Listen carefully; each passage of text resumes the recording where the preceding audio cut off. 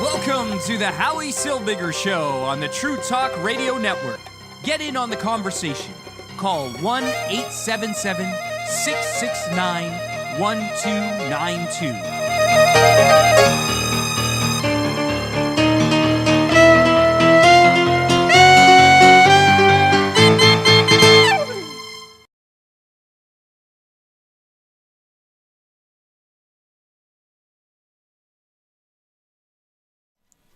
Hi, I'm Howie Silbiger, and welcome to the Howie Silbiger Show right here on the True Talk Radio Network.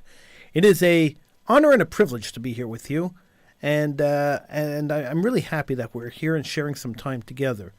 It has been a really rough couple of days, and I know that you felt the roughness the same way I did, and I know that you feel the same way I feel when it comes to barbarism and the cruelty and the absolute disgusting display of support for the murder of Jews that was displayed across North America in the last day or so.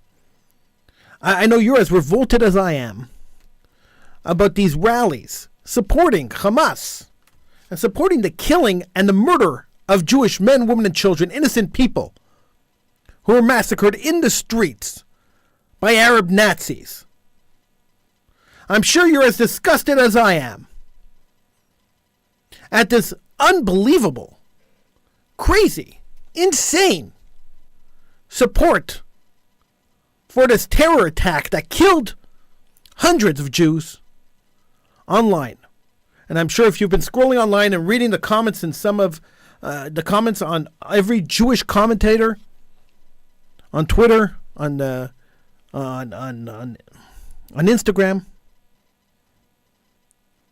on TikTok, you've seen the vile, disgusting comments put forth by supporters of Jew murderers, supporters of Arab Nazis. But 150 people showed up in downtown Montreal to support Nazism. Arab Nazism. A couple of thousand people showed up in downtown Toronto to support Arab Nazism. Now, I know we live in a democracy. I know that our democratic right to speak is predicated on everybody else's democratic right to speak. And I understand that that's the basic tenet of democracy. That we choose our government, that we have the right for freedom of speech, the right for freedom of expression. This I understand 100%. I get it clearly. And I get that if we want to experience and we want to really enjoy freedom of speech, we can't limit other people's freedoms of speech. And I don't seek to do that. People who want to support Arab Nazism, support the murder of Jews, the massacre of Jews, I won't call these people animals because they're not animals. Animals are too good for them. I'd be insulting animals if I called them animals. These monsters that think it's okay to drag families into the street and shoot them and behead them and kill children in front of their parents and kill parents in front of their children. People who feel that's okay. I'm ashamed to be living in the same country as these people. I'm ashamed to be living on the same continent, in the same world, breathing the same air. It's shameful. It's disgusting. And the silence. The silence is even more disgusting. The silence is even more disturbing than the people out there screaming. People out there screaming, I could understand. Fine. At least you're telling us who you are. I understand it. Fine. I know that you are a murderer, and if you had the opportunity to murder Jews here in Montreal, or you had the opportunity to murder Jews in Toronto or in New York, you would go out and do it. Because you're showing your true colors. Those people I understand. It's the people who are constantly condemning, the people who are constantly screaming and yelling that Israel's an oppressive state. Israel's an apartheid state. Israel's oppressing the Palestinians. People constantly condemning Israel. These are the people I don't understand. I don't understand how they're silent right now. How they are silent when 900 innocent people were massacred. This I don't understand. I don't understand how these people could live with themselves, how they could sleep at night. I don't get it. Maybe you do. You could call in if you want. 1-877-669-1292 is the number to call. If you want to get on the conversation, feel free. But I just don't understand it. I don't understand how people could sleep at night knowing that they are very vocal. Oh, I'm progressive, they tell me. I'm progressive. I'm so progressive. I can't stand the fact that Israel is occupying land. I'm progressive. But not progressive enough to condemn Hamas. Not progressive enough to scream and yell and be upset. Not progressive enough to stand in the street and yell that this is wrong. That the genocidal tendencies of the Arab Nazis that committed this atrocity is wrong and unacceptable. Unacceptable in humanity, unacceptable anywhere. They would never say that. It's not politically correct enough. It's not woke enough. You see, you got to fit into this box. If you don't fit into that box, then what are you going to do? It's completely unacceptable. It's completely disgusting. It's completely revolting that people could be in support of this. How do you support the mass murder? How do you support the indiscriminate killing of innocent men, women, and children? How do you support putting babies into cages? Weren't they screaming about babies in cages on the border just a couple of years ago? And now a video of babies put into a cage by Hamas. And men standing there laughing at these babies as they're crying for their mothers. That video has millions and millions and millions of views. And these people who are condemning Israel nonstop, right and left, day in and day out, who made their business to condemn Israel, those people have been awfully silent. And the silence is the problem. This is the problem. The silence is the problem. 1-877-669-1292 is the number to call. That's 1-877-669-1292. The leaders of a couple of countries put out a statement today. It was the leaders of France, Germany, Italy, the United Kingdom, and the United States of America. They released a joint statement. They had a phone call today to discuss how they were going to react to the Nazi massacre of Jews in Israel. And they released a statement today. Noticeably absent in the statement is Canada. So this statement is only France, Germany, Italy, United Kingdom, and the United States. So this is what they wrote. I'll read it to you. Today, we, Presidents Macron of France, Chancellor Scholz of Germany, Prime Minister Meloni of Italy, Prime Minister Sunak of the United Kingdom, and President Biden of the United States, express our steadfast and united support to the State of Israel and our unequivocal condemnation of Hamas and its appalling acts of terrorism.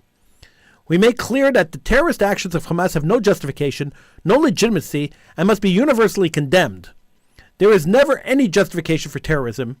In recent days, the world has watched in horror as Hamas terrorists massacred families in their homes, slaughtered over 200 young people enjoying a musical festival, and kidnapped elderly women, children, and entire families who are now being held as hostages. Our countries will support Israel in its efforts to defend itself and its people against such atrocities. We further emphasize that this is not a moment for any party hostile to Israel to exploit these attacks to seek advantage. All of us recognize the legitimate aspirations of the Palestinian people and support equal measures of justice and freedom for Israelis and Palestinians alike. But make no mistake, Hamas does not represent those aspirations, and it offers nothing for the Palestinian people other than more terror and bloodshed. Over the coming days, we will remain united and coordinated, together as allies, and as common friends of Israel to ensure Israel is able to defend itself and to ultimately set the conditions for a peaceful and integrated Middle East region. Basically, they are saying it's time to get rid of Hamas. It's time to get rid of Hamas. It's time to get rid of Hamas, to wipe them out, to level them, to destroy them. This is what has to be done. And Israel must do it, and I think Israel has the resolve to do it now. This should have been done 20 years ago, but unfortunately, Israel wasn't a strong country, not strong enough to do this. Now they are strong, now they'll do it. After attack like what happened this past weekend, they better do it. It's time to finish this. This can never happen again. The words never again must mean something. This can never, ever happen again. Not in Israel, not anywhere else. It's the end of the line for the meek Jew. The end of the line for the Jew, the peacenik, who says, oh, negotiation is the key here. This is where negotiation led us, to a Nazi attack on Jews. This is where negotiation landed us. Now, I want to correct a lie that has been perpetrated and has continued to be perpetrated, continuously perpetrated. And I think it's important that we realize that facts are facts, and we don't really have to indulge in lies. I've heard over and over and over again that Hamas was elected the government of Gaza. That's not exactly the truth. And let's be honest, it's not the truth at all. Hamas was elected the government of the entire region that was given to the people calling themselves Palestinians during the Oslo Accords. In 2006, the people unanimously voted in Hamas, putting the PLO out of business. The PLO went crying to the Americans, who then pushed Hamas, who with the help of America, the PLO helped, and Israel and America helped the PLO push Hamas into Gaza, where they had a bloody civil war where the PLO was trying to destroy Hamas. Hamas ended up destroying the PLO in Gaza and then took over that region. They are actually the legitimately elected government of all of the regions given to the so-called Palestinians after the Oslo Accord. So let's stop pretending that the people living within the borders of Israel and the people living outside the borders of Israel are any different. Let's stop pretending that the people of Gaza and the people in Judea and Samaria are any different. The Arabs want to destroy the Jews. The Hamas charter says it very clearly, kill Jews anywhere they live. Not only in Israel, anywhere they live. This has nothing to do with land. This has nothing to do with politics. This has to do with wanting to destroy Jews, committing another genocide, being the Nazis of the 21st century. You could call in. The line should be working. 1-877-669-1292 is the number to call. 1-877-669-1292. I got a couple of messages of people trying to call in who said that the line's not working. Give it a shot again. And message me if it doesn't work, and we'll try to figure out what's going on. But the line should be working. 1-877-669-1292. And when the machine answers, just push number 1, and you should be able to hit the show. I'm Howie Silbiger. This is the Howie Silbiger Show right here on the True Talk Radio Network. I do appreciate you joining me. I'm glad to be here. It's infuriating. It's infuriating to think that we are living amongst people, that we are living in towns and cities amongst people who believe that there is some right, that there is some kind of absolute right for people to go and murder men, women, and children in their beds. Where we're living amongst people who expressed their joy and satisfaction that hundreds and hundreds and hundreds of innocent men, women, and children were murdered, were destroyed. It seems to me, it just seems to me that this is extremely, extremely disturbing. How do you know? How do you do that? How do you live knowing that the people next door to you, the people around the corner, that the people that you know, people that you work with, people that you take the bus with, people that you stand in line at the grocery store with, support the mass murder of your brethren. How do you survive that? How do you know that? What are you supposed to do? How could you continue? How could you continue moving on in life? How could you continue living in the towns and cities that we live in, knowing that people around you are disgusting, terrorist-loving people? It just seems odd to me that we could live like that. It's just so weird. I'm Howie Silbiger. This is the Howie Silbiger Show. I'm going to take a little break. We'll try to fix the phones. We'll be right back. Hopefully the phones will be fixed when I come back. Give me 2 minutes, and I'll be back right here on the Howie Silbiger Show on the True Talk Radio Network. We'll take a little break. We'll be right back.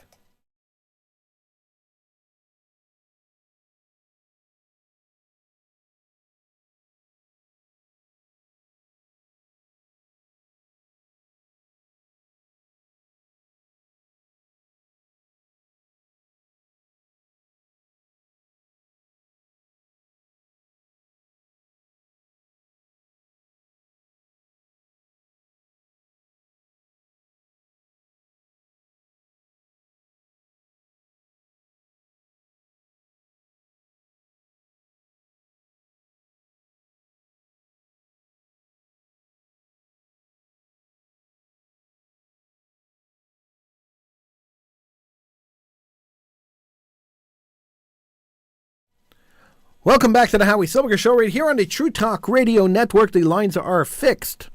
They seem to be working, so give us a call. 1-877-669-1292 is the number to call.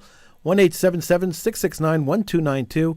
When the machine answers, press number 1, and you get you right here on the show. We'll get you right here right now. 1-877-669-1292. So there were vigils and rallies held across North America today.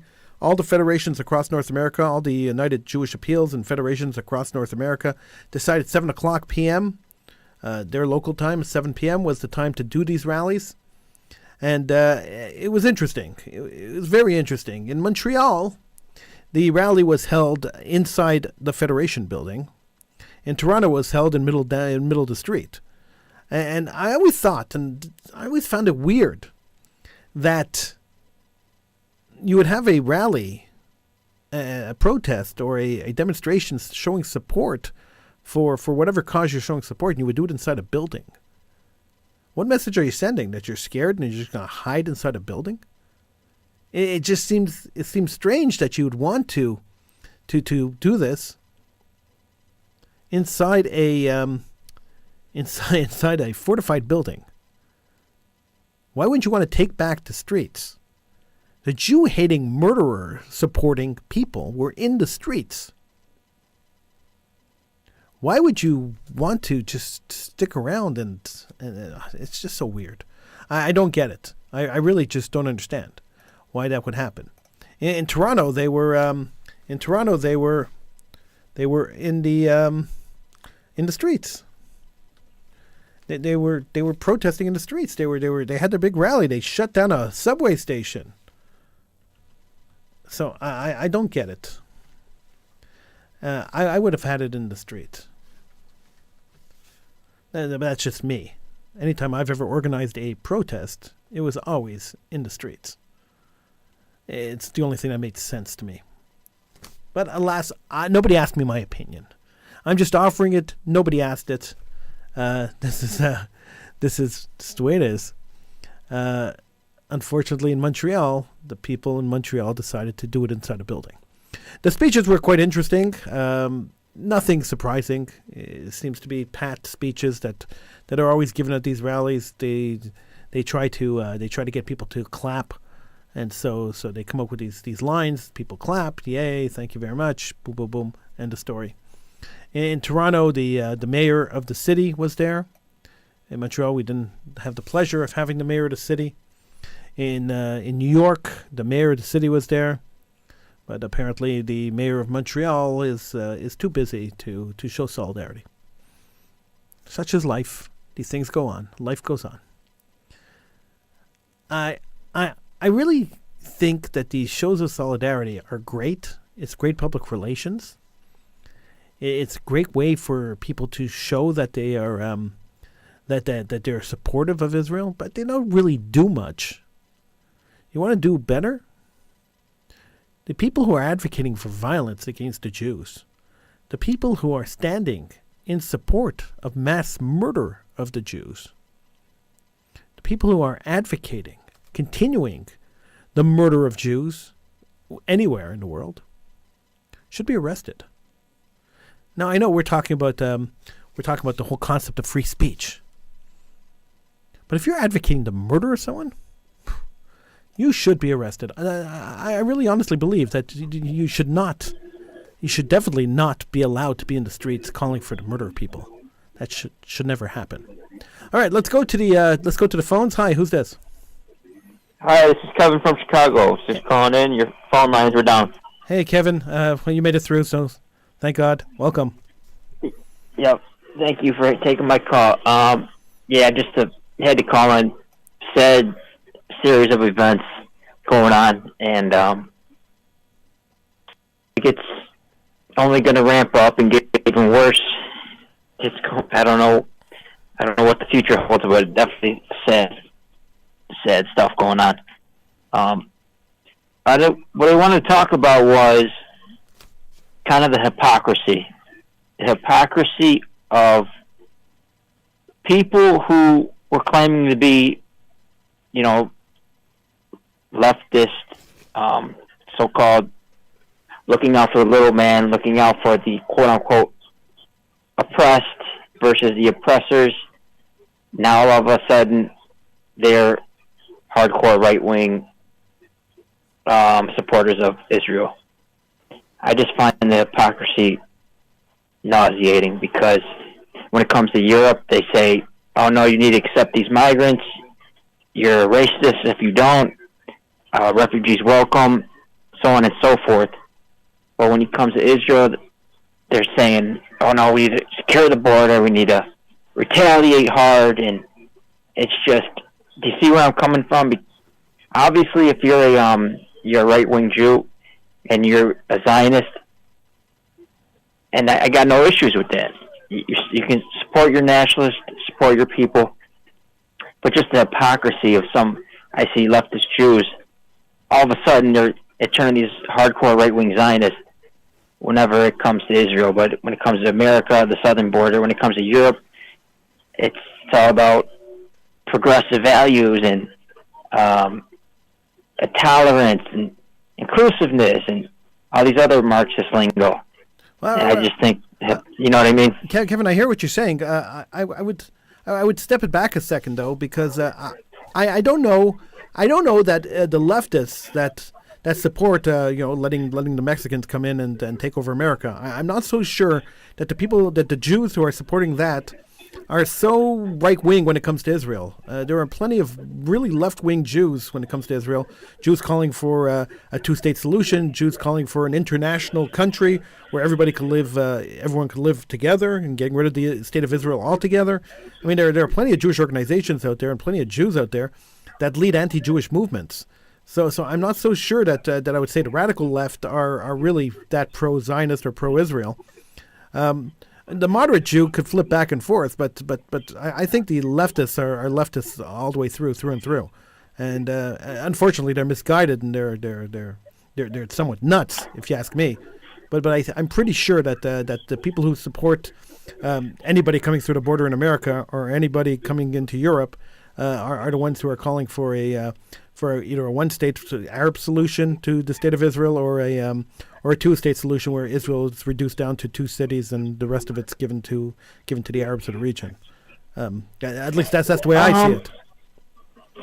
There's definitely that. There's definitely a lot of those Jews who believe that it's about they're leftist through and through and they support all leftist causes. But there is definitely a contingent who their hypocrisy. There's hypocrisy involved. I mean, just someone like Jennifer Rubin from the Washington Post. comes to mind. I mean, there's countless others, but they're when it comes to Israel, they're hardcore right wing. When it comes to American and European, Russian politics, then they sing a different tune. It's but definitely there's always hypocrisy on the left, though, too. So when you think about the COVID, think about the whole COVID situation, where the left was screaming, the radical left was screaming, you have to follow the science. You have to follow the science. Take the drugs, take the experimental drugs. Follow the science. Wear a mask. Follow the science. And it's fine with them expressing their opinion, whatever, right? But then when it comes to following the science, when it comes to gender, or following the science when it comes to sexuality, then suddenly whoa, science doesn't mean anything. Science is fluid, right? But it wasn't fluid with anything. So the hypocrisy exists in other forms in leftism too. So leftists are in general hypocrites, in my opinion. They're never consistent on anything. Let's go wherever the wind blows. No, there's hypocrisy on all sides. Definitely, there's hypocrisy on all sides. But that was just something that came to mind because I was paying attention to it. I've been paying attention to it for a while, and it definitely exists. I just think that Jews deserve to have a homeland. They deserve to be safe, and without freaking people, without the nut jobs doing what they did. I mean, and every other race deserves to be safe and have a homeland, and so on and so forth. But there's definitely people trying to sabotage that with ulterior motives, and I think even you can agree with that for whatever agenda they're pushing. Kevin, let me ask you this question: How should Israel react to this horrific Nazi attack on their citizenship? What should be the appropriate reaction for the state of Israel?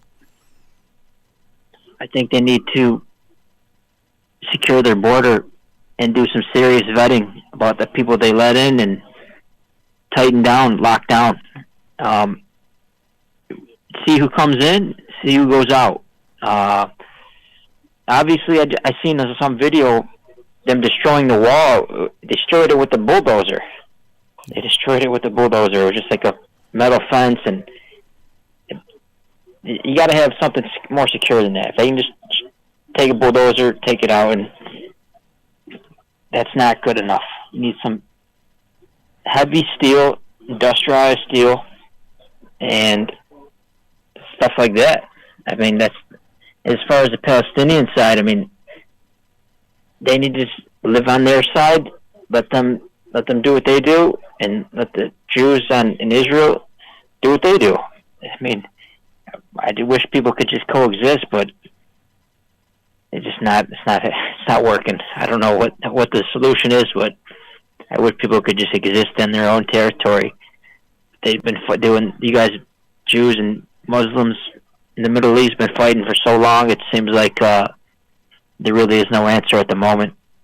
Yeah, it's been a really long time and a lot of bloodshed. It's a very sad situation that this has not been solved yet. Thank you so much for calling, Kevin. Appreciate it. Thank you. Thanks for taking my call. Have a good one, Howie. All right, that was Kevin from Chicago. Thank you so much for calling in, Kevin. If you want to call in, you can. 1-877-669-1292. That's 1-877-669-1292. Just press 1 when the machine picks up, and you should be able to get through. If that doesn't work, then just message me, and we'll figure out another way to get you on. I agree with Kevin to a certain extent, and I don't agree with Kevin to a certain extent.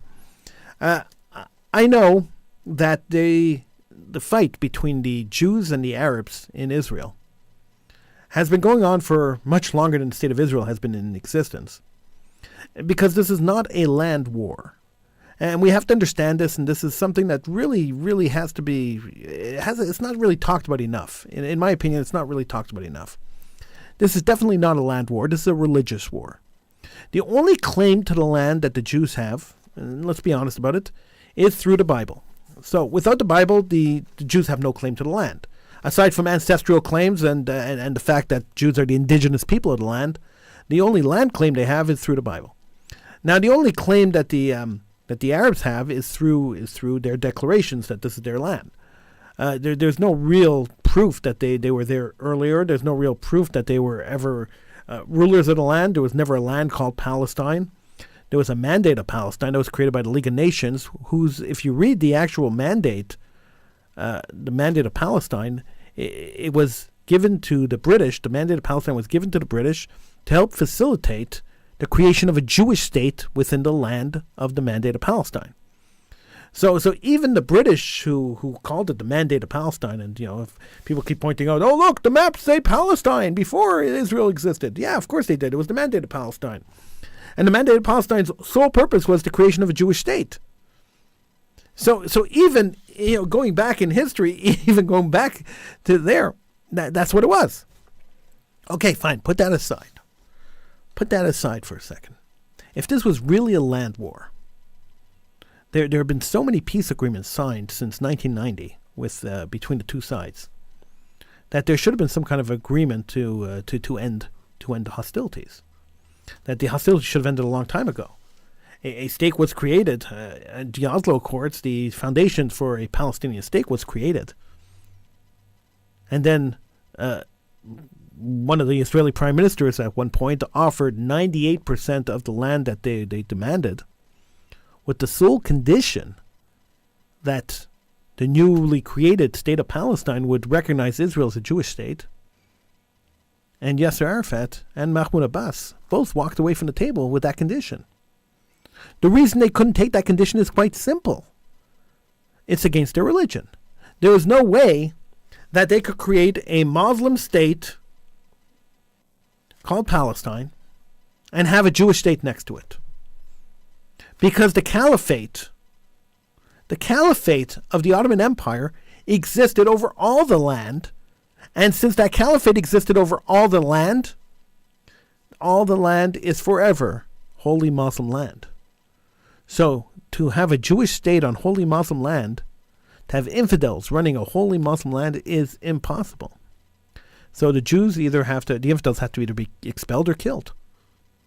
And this is why the PLO charter, and the Hamas charter, and the Islamic Jihad charter, and the Hezbollah charter, and all the charters of all the organizations that were created in the mid-60s all call for not only the expulsion of the Jews from the land, the murder of the Jews in the land, and in some cases the murder of Jews anywhere else in the world. Hamas's charter clearly calls for the murder of Jews everywhere in the world. So if this is the case, that they want to murder Jews anywhere they live, they want to murder Jews anywhere they exist, this is no longer a land war. This is now a genocidal endeavor. And if you don't want to believe me that it's a genocidal endeavor, that Hamas is a genocidal organization, explain to me, call right now, 1-877-669-1292, and explain to me how this attack over the last weekend that left 900 Israelis dead, this attack which saw terrorists, which saw murderers, which saw genocidal murderers walking into homes and shooting babies in the face, raping women, killing mothers in front of their children and children in front of their mothers. Explain to me how that kind of action, how that kind of brutality, how that kind of Nazi-like murders in any way helps create a Palestinian state, in any way helps end the colonialism, as they like to call it, in any way ends the apartheid, as they like to call it. Explain to me how that works. How this helped their cause in any way. Now, I'm really curious. If you feel that this was justified and this was the right thing to do, call in right now. Really, I want to speak to you. 1-877-669-1292.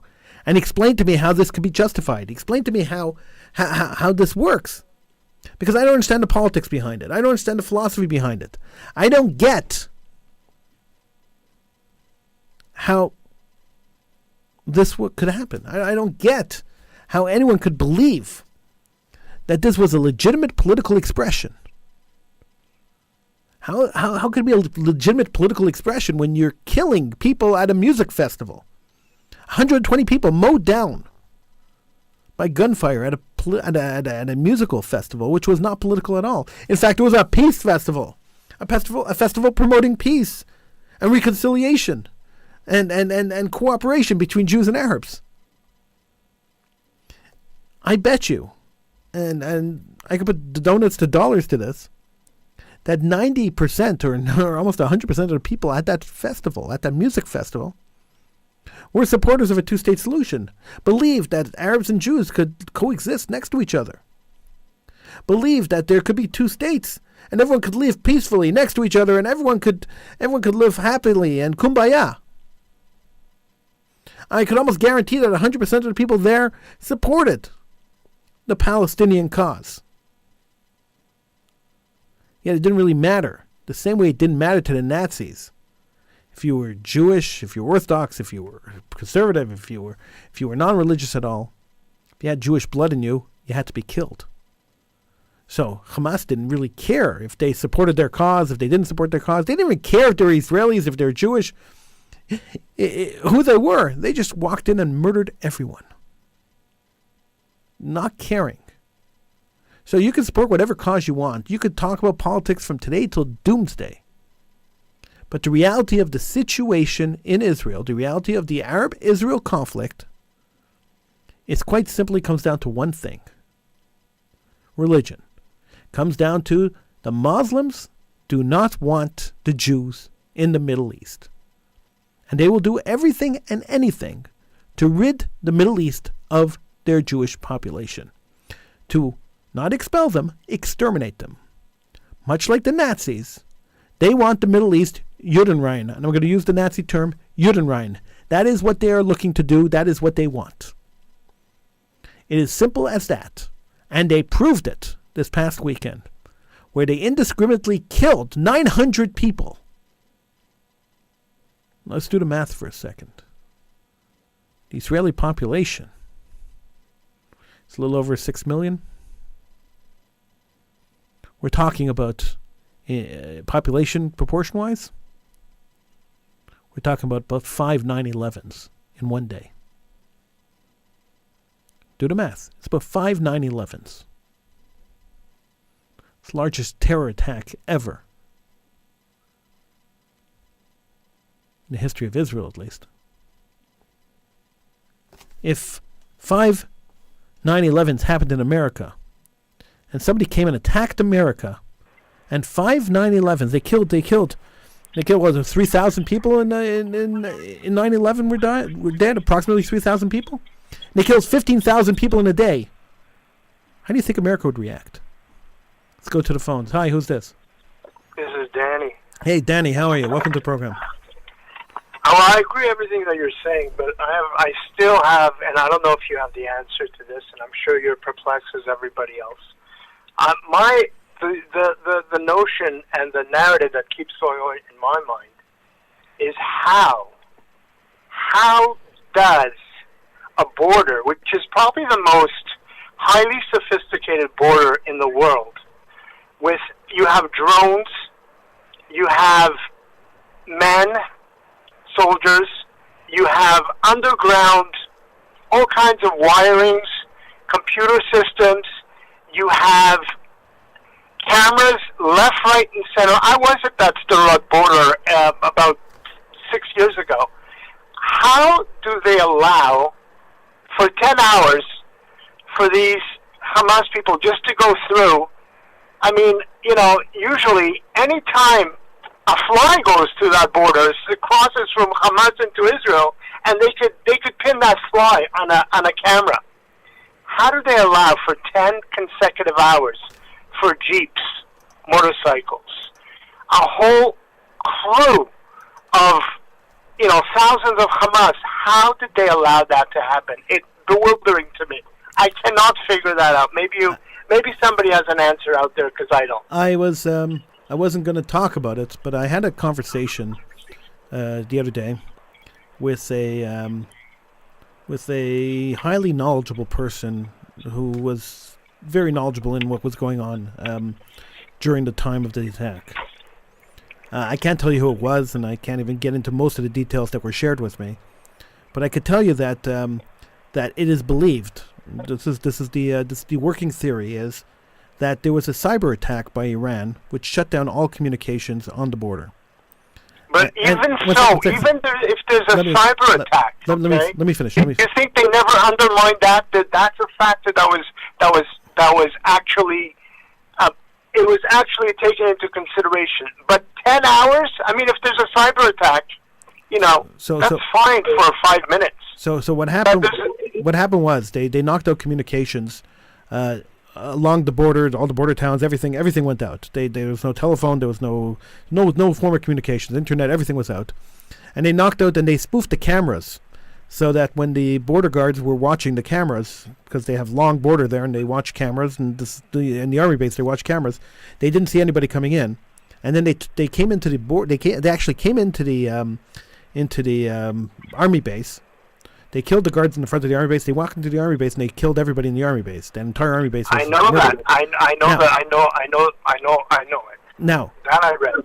Now, the first people they took out were the people watching the monitors, and this is what really happened, is that it was lack of everything. I mean, everything just failed on them, and by the time they got their act together, they had taken over 2 army bases. By the time they got their act together, and killed the whole town of people. It's insane. It's absolutely insane. Close to 1,000 people. I mean, as we see now. I mean, there was a peace, as you know, there was a peace concert happening not too far away, with over 2,000 attendees, and they got basically slaughtered, and the Israeli army didn't get to any of these moshavim or kibbutzim. They didn't get anywhere to them for 8-9 hours. I mean, this is I never heard of such a thing.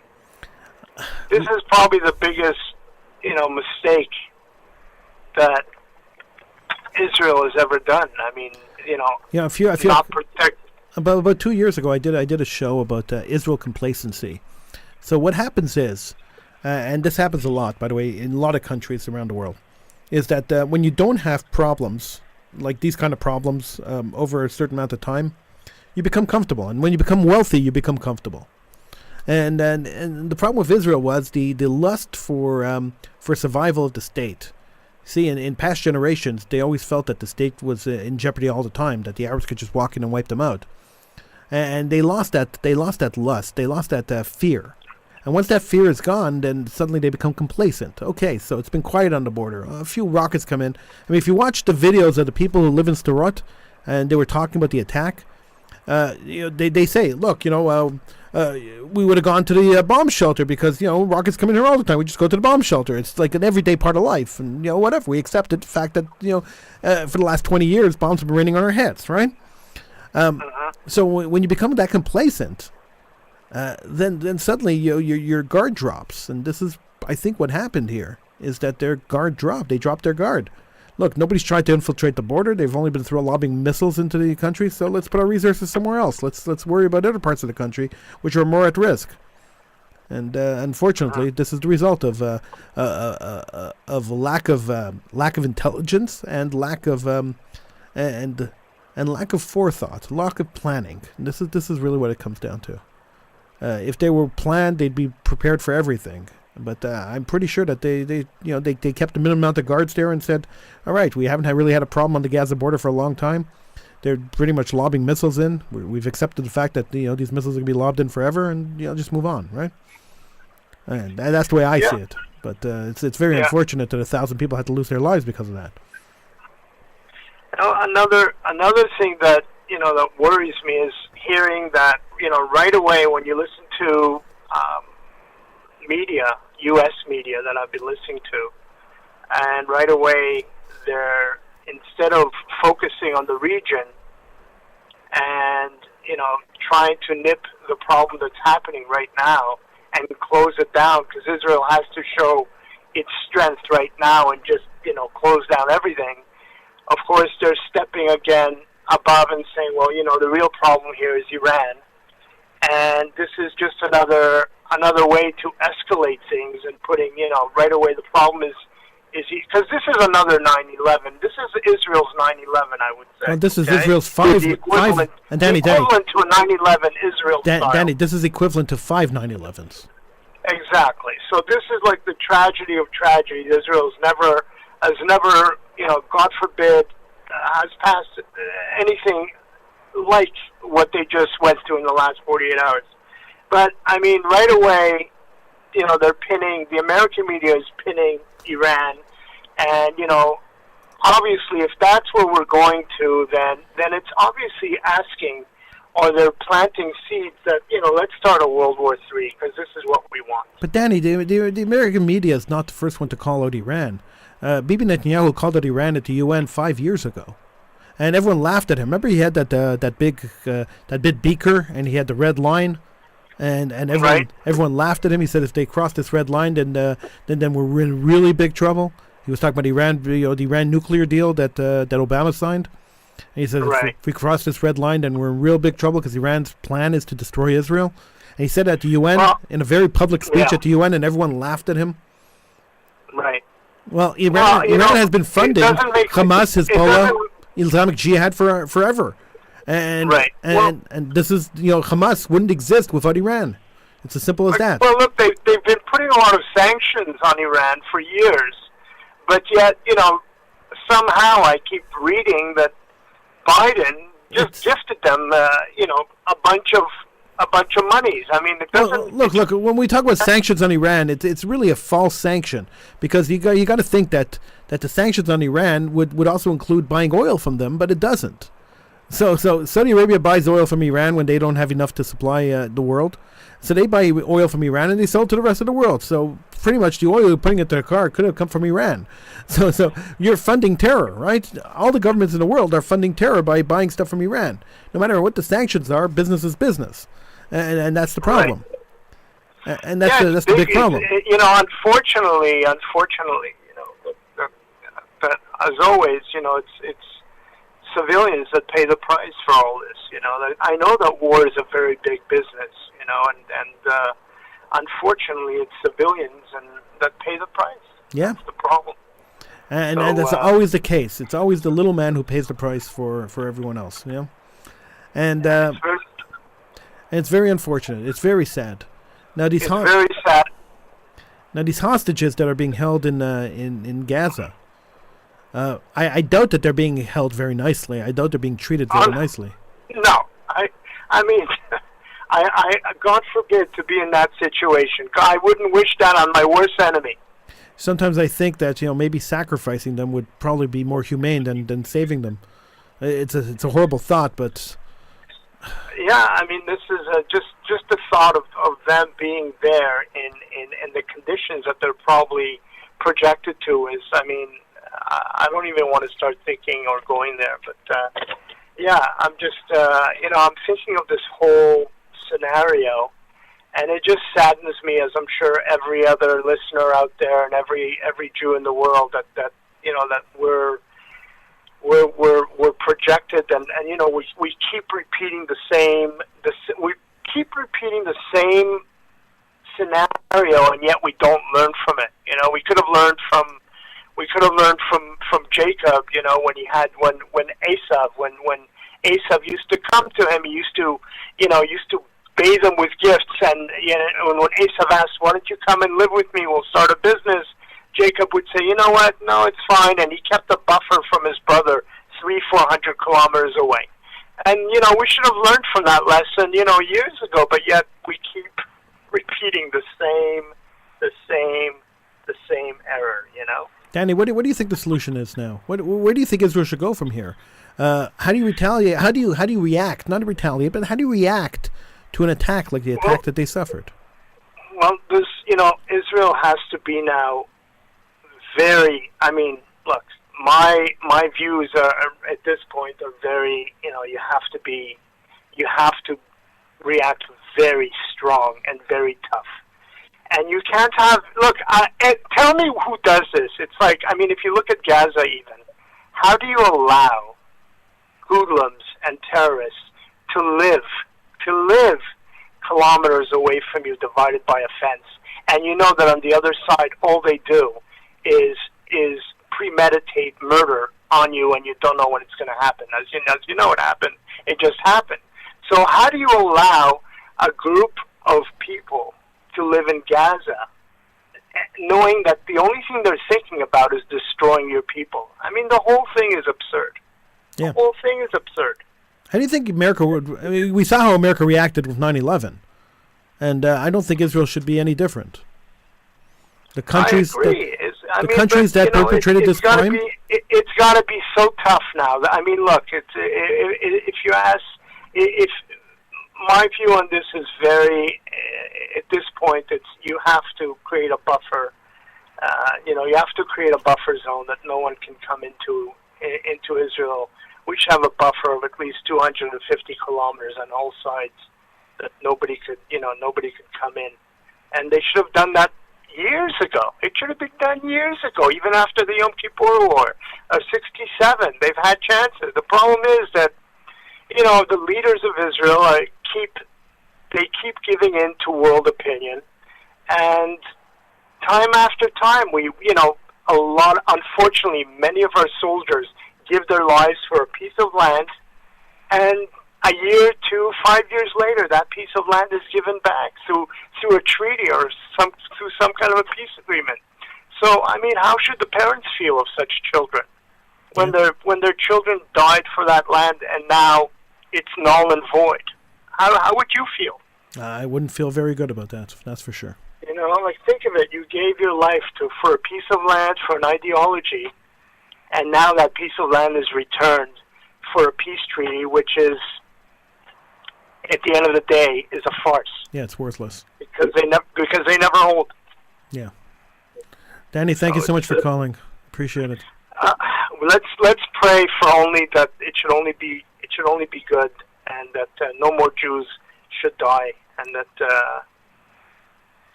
it should be a better world. Amen. Take care. Take care. Thanks for calling in. 1-877-669-1292 is the number to call if you want to get in on the conversation. 1-877-669-1292. We have a few minutes left to the show, and feel free to call in if you want to talk. Now's the time. 1-877-669-1292. So Danny has a point. The response that Israel is giving right now is a strong response, and it has to stay strong, and they can't back down based on world opinion. And I don't think this time they will. I think this time their resolve is not only to rid the world of Hamas, which is a great goal, and it's probably the only goal that should be achieved, but it's also to avenge the blood of these Jews that were killed by Hamas. Wiping out Hamas is the greatest vengeance that Israel could do, and it's also the most appropriate thing for Israel to do. You can't leave one Hamas person alive. I remember years ago, the Ayatollah Khomeini, the original Ayatollah Khomeini, he was being interviewed by Mike Wallace on 60 Minutes. And Mike Wallace asked him, he said, hey, you're starting up with different countries, and what if one of these countries nuke your country, send a nuclear bomb into your country, and destroy your country? And the Ayatollah Khomeini looked at him and said to him, as long as there's one man and one woman left, then my country's not dead. That's the attitude. We'll sacrifice everybody for the ideology. And as long as one is left, the ideology lives on. I wish the world peace. It's going to be a tough week, tough couple of weeks, tough couple of months. If you're Jewish, stay safe, be vigilant, and let's just pray for peace in the world. I'm Howie Silbiger. It's the Howie Silbiger Show. I'll see you again tomorrow right here on the True Talk Radio Network.